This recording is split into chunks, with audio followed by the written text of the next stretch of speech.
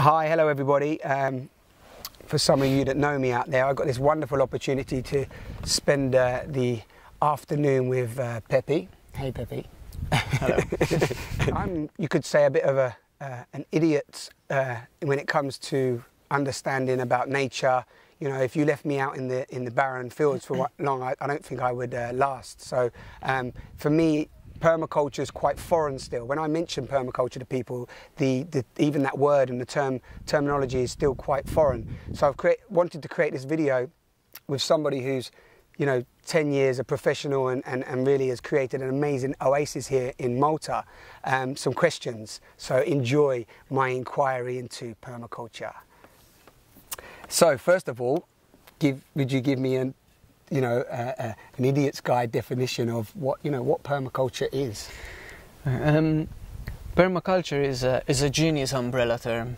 It's very wide in what it now encompasses these days, but it basically encompasses a system of creating sustainable habitats for humans and also for biodiversity, because we as human beings, we depend on nature for everything. We depend on nature for our food, for our water, for the air we breathe. We're part of a big chain, okay? And nature is all integrated together. You can't really segregate, you know, you can't really say, oh, I just want to clean the air or I just want to clean the water without being in relationship to the forests, being in relationship to the soil, being in relationship to the climate, you know. So permaculture is a study of how we as human beings can be integrative in a productive system, such as how does nature produce, okay? And it's based on an understanding of this, but it's based on design. How does nature design? Okay? How does nature design a system that is productive, that is evolutionary, that is evolving, and that it doesn't degrade itself? You know, so it's always building on its natural resources. It doesn't deplete them. Which is, on the contrary, what we humans have been doing in our last modern societies. We've been degrading the ways and the systems of nature for creating artificial capital. Okay? Yeah. So we are using these lessons that we can deduct from nature in order to create systems that copy nature, that mirror the same framework which nature uses in order to design these. Yeah. And because they are human, they are man-made, designed by human beings, they are also more productive than in nature itself. So what am I saying? I'm saying that basically when we put a design for a community of people living on some land and they need to design their garden in order to sustain them, basically, in that design itself would probably go a lot more productivity than what you would find in a natural forest in terms of food, in terms of products that the yields would then be servicing those humans, you know. So this is why we say it's more productive than in nature itself, because then we can selectively choose the types of trees that we want to put in, and how these trees would fit in with attracting biodiversity and how we want to harvest the rainwater into the system. And all this. As I said in the beginning, it's an umbrella term. So it's not just about creating gardens and creating food systems, but it's a concept which brings in this same effect as mirroring nature in other areas, such as education. You know, how would we need to be educating the next generation in order to apply these lessons from nature into their lifestyle, you know? How can we apply these lessons into businesses, for example? How do we design a transportation system that would copy nature, you know, like towns, cities, cities. The whole lot. How would we look, for example, at how ants work, you know, or how certain other insects work, you know, and like how they manage to produce everything they produce from natural materials that is regenerative, that is renewable, you know, not depending on material is based on fossil fuels, which are finite, but something which is depending on something that can be renewed over and over, like such as dependent on the solar system, our sun. Yeah. So actually, it's drawing the wisdom and the knowledge from what we're already a part of, but what we seem to have become quite ignorant to. Indeed. In terms of the way that we're depleting our resources. Indeed. Rather than renewing them, rather than living a sustainable lifestyle.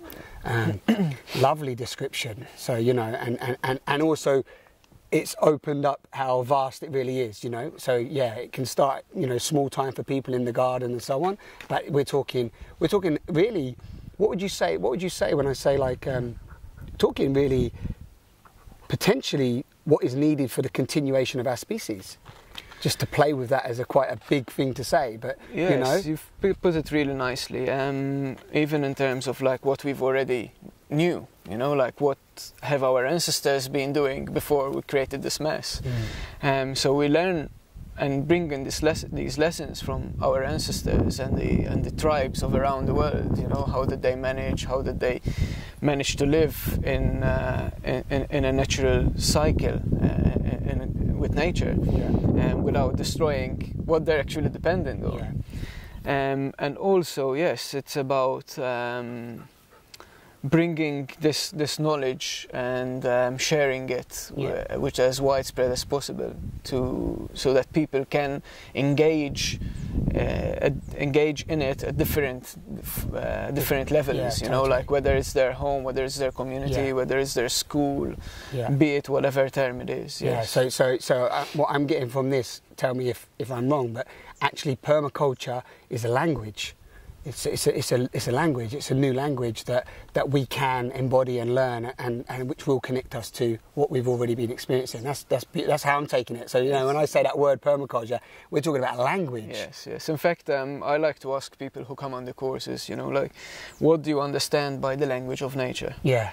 Wonderful. And then we develop a bit of a discussion and bring in the permaculture principles from that, you know. Yeah, amazing. One of the things that I've seen you do actually, and if you just share a few words on this, is actually how I've noticed that you really respect the land and you really respect what you're doing. And you know, if we've ever moved something or we've had to uproot a plant or and so on, you know, you've acknowledged that, and you know, either just acknowledged it really, whatever that might be, maybe a little sorry, or you know. And I love the way that I've noticed that you also water plants.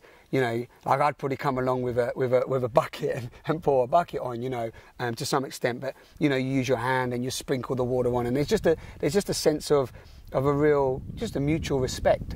So yeah, do you want to? That's part of the language, right? Thank you, Simon. Yeah, it's very nice and observant of you. The first ethic in permaculture, there's 3 ethics. The first one is earth care, second is people care, and the third is return of surplus and fair share. So if we kind of look at these 3 ethics, we start with earth care, because we can't really look after the people if we don't look after the earth first, because the earth is providing our life as we know it, and everything has life.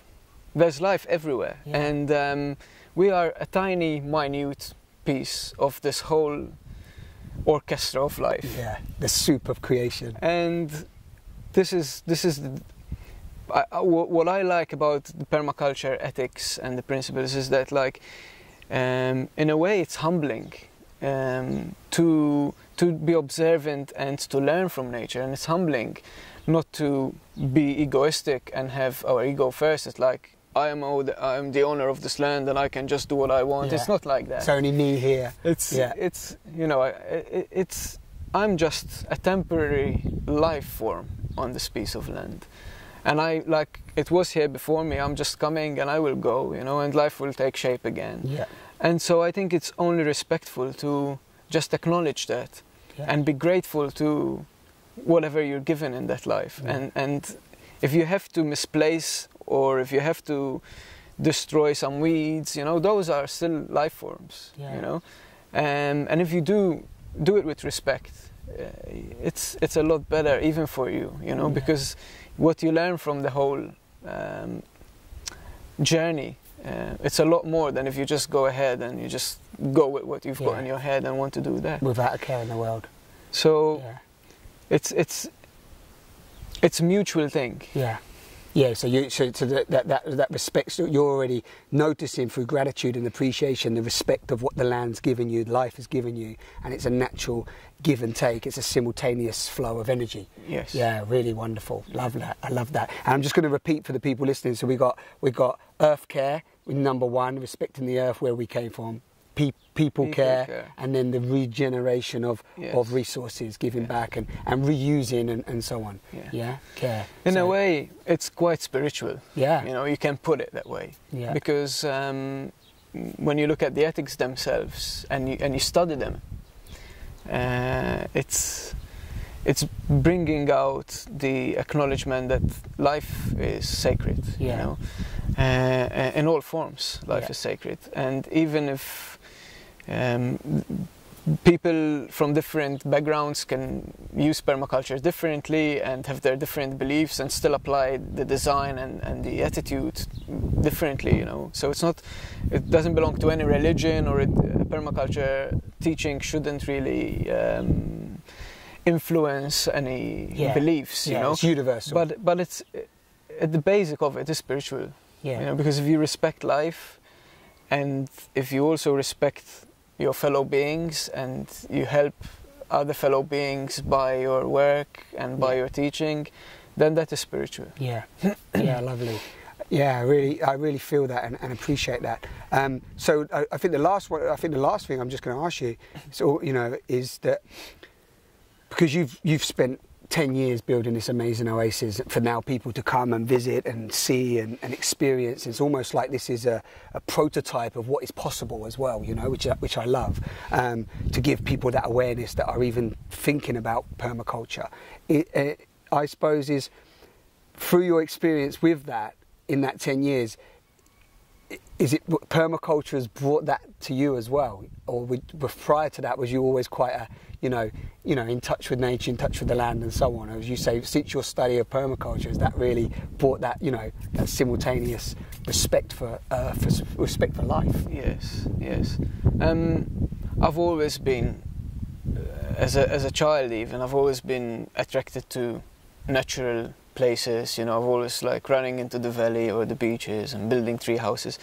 But then you get people that come from a different background and they still like all of a sudden they sit for a course and then just this new amazing chapter opens in their life, and then they commit to a long-term, a few months internship, and they learn, and it still like brings in so much like remembrance, you know, like we've already got this, it's ingrained in our DNA, you know. We are natural beings, we're not made of plastic, we're not made of steel, we are natural beings. And so it touches everybody. Really, it touches everybody. I haven't yet met one person who says no to the scrap, you know. It just doesn't make any sense. And that's the beauty of it, that it can reconnect us back to nature, you know. It's a tool. You decide how you want to use it and to what scale you want to use it, but it will certainly bring some connection back. Yeah, I love that. I love that. What a wonderful, well, I feel like I'm just like, through this conversation, I now have a deeper understanding. I hope you do. This is I'm also going to get Peppi again another time to sit with me on the sofa, but this was really to bring some information and knowledge around permaculture. So I hope you enjoyed that. Take care, and thanks for watching.